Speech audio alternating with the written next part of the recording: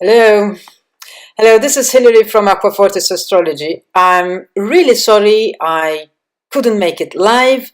I don't know, the web camera wasn't working with uh, my browser. It didn't want to work. It just went blank. Anyway, so Mercury retrograde, hello, and whatever else is happening in the skies. So, how are you? What has the crescent moon in Sagittarius brought up to explore? So, are you ready to reach the peak of this lunar cycle with the full moon in Gemini? So, in this video, we are going to have a look at the full moon in Gemini from the traditional and shamanic astrology point of view. Now, the full moon in Gemini is happening on the 23rd of November 2018. At 06:39 Central European Time.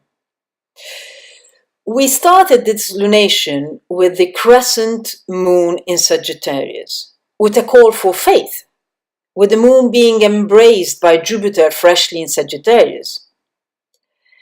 A call to our faith, however we want to define it, so it can act as a talisman in all the upheavals of our life. We can't see the reason why certain things happen, but we are being asked to consider that the universe knows what she is doing. Her workings are invisible, yes, but that doesn't mean they don't exist. That's the difference.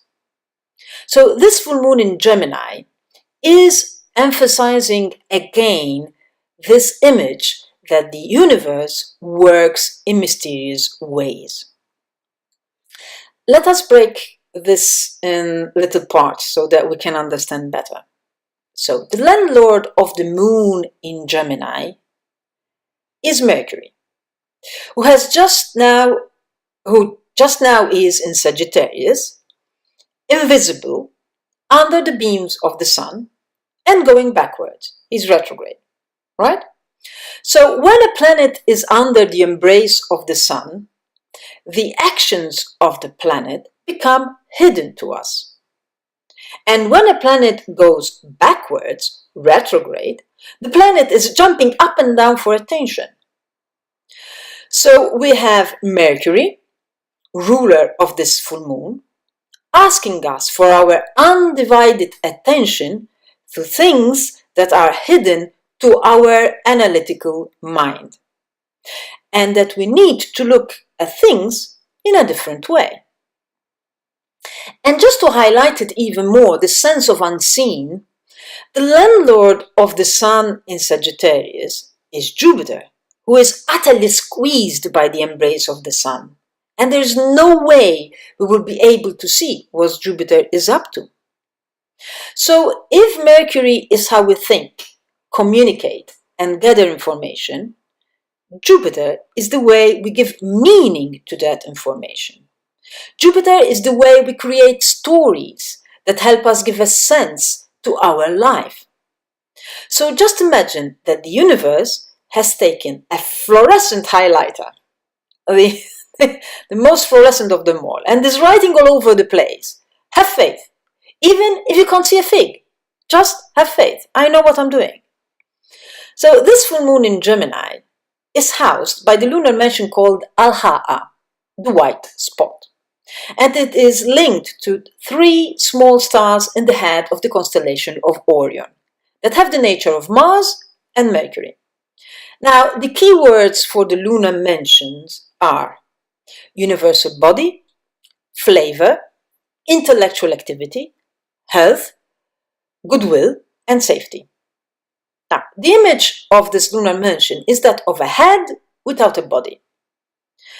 The underlying energy of this lunar mansion is the pulsing energy of Mars, the doer, but it is also modulated by the intellect of Mercury. Mars, in this full moon, is in Pisces and is arguing with both moon and sun.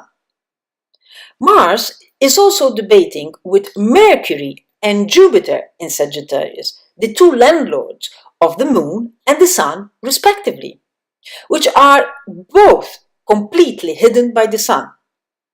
So we have Mars all over the crucial key points of this full moon. Mars in Pisces is not a brutal raw energy. It is not a Ferrari, yes, it's not set for competition, yes, but it is a submarine ready to search and uncover what lies under those ever-changing waters of Pisces. A submarine feels its way through the ocean, so does Mars in Pisces. The only complication is that with Neptune in Pisces, those waters have become further uncharted. There's no map that is going to help us navigate through them. So with this lunar mention, we are being asked to put our actions at the service of our intellect. But our intellect must be at the service of the mind of the universe. We can only access that mind of the universe if we stop and listen. Listen with those senses that we usually do not use. Listen with a bodily perception that is intrinsically linked with the energy that makes up the universe and makes us. We tend to forget that we are made of energy. We think we are raw, brutal matter, right? But we are not. True to a Gemini moon nature, we are matter, but we are also energy, and there's nothing wrong with one or the other. And one doesn't exclude the other. This Gemini moon is asking us to use our intelligence to hook in the hidden intelligence of the universe.